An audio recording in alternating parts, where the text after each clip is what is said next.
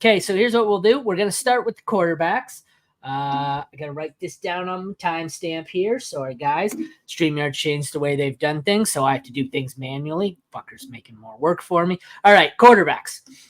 I'm going to sort through my article first, fantasyfootballuniverse.com, and then I'm going to go over and see, Sleeper has a couple of trendy ones, but my article is sorted by rostership, I guess. So you've got your deep league options. Those are the guys who are available in 0 to 25% of leagues. They're Derek Carr.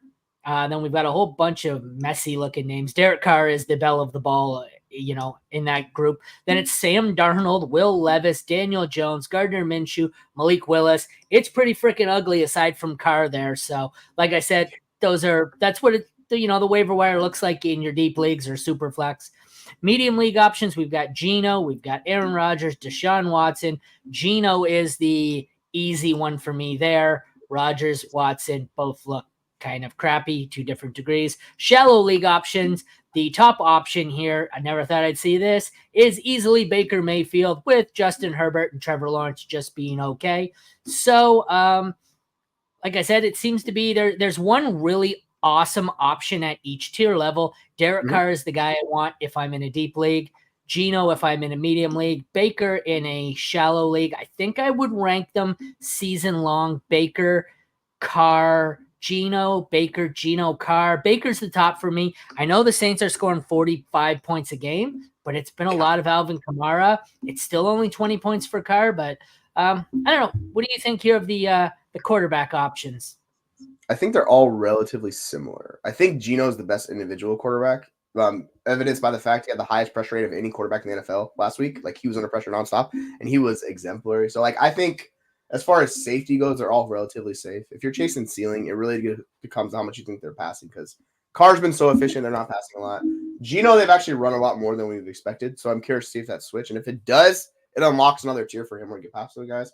And Baker, they're just doing wonderful things with that offense, and Chris Godwin's unlocking him. So, yeah, I would just go basically placed on the lowest guy available of those three, because I'm fine with all of them. They're all going to be borderline, high-end QB2s each week, give or take. If Carr keeps this going, obviously it'll be higher. But, it's really hard to bet on this level of efficiency, because we're talking double-digit touchdown rate. That's record-setting levels of touchdown rate. We don't see that ever. So he's going to regress at some point, and it just – so I don't mind not getting Carr, but I'm fine with all three of those guys. And the other guy, I know it's gross, but Deshaun Watson's still top 12 in fantasy points per game.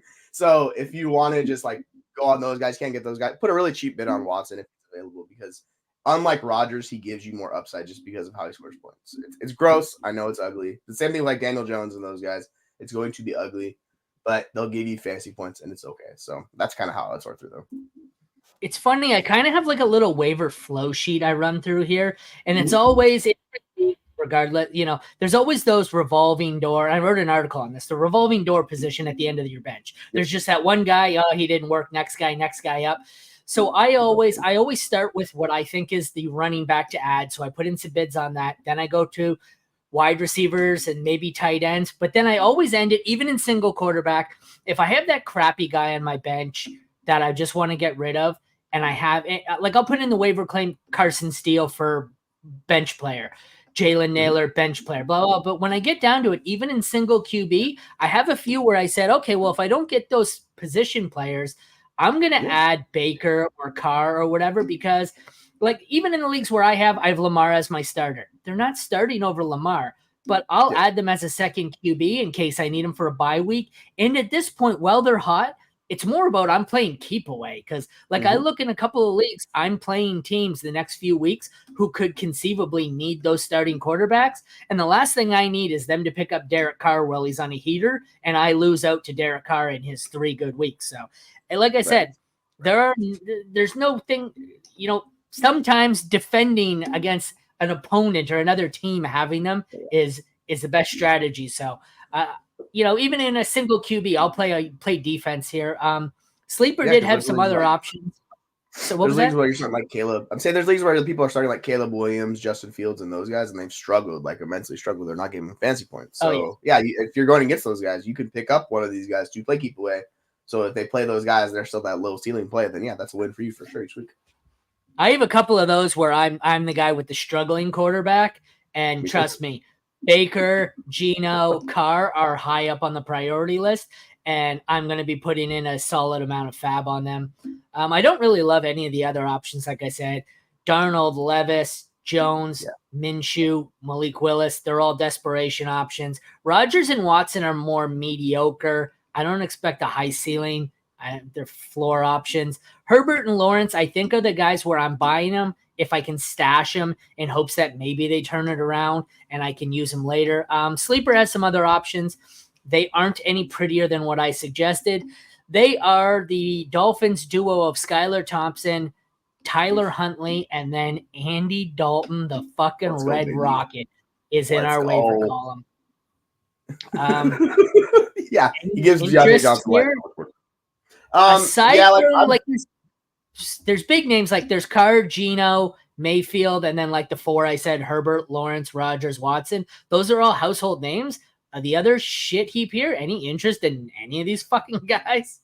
Yeah, I'm with Darnold's. I'm fine with Darnold depending on matchups because that offense is very quarterback proof. Like it's one of the best systems for any quarterback. So he doesn't even honestly have to be that good, which Darnold's not, but he's making throws, evidence about what they're doing. It's going to be up and down with him. But if he gets a good matchup, he could pop out for 20 plus points with that passing attack. And if Jefferson and, as and all those guys are healthy. So he'd be the other guy. And it's like Daniel Jones, the other one, just based on how they score points. But the Jones and Watson guys are gross. I think Malik Willis is more of a floor play than anything else. We saw how they used them last week.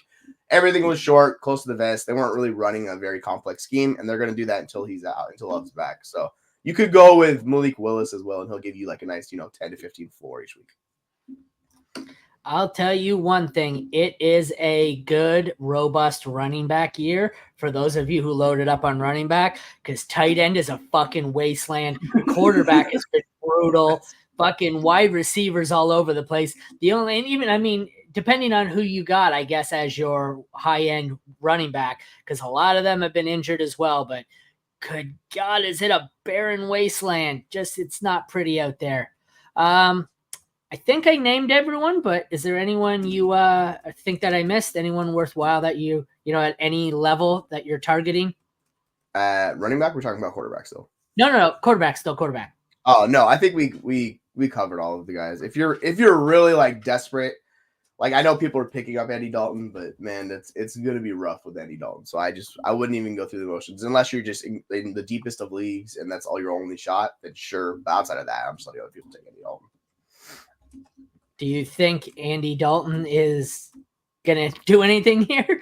You think he has any potential? No? I think he can help our boy Deontay. That's my only hope for Andy Dalton. Their offense will get better than him. Their offense will get better, but like it's so low.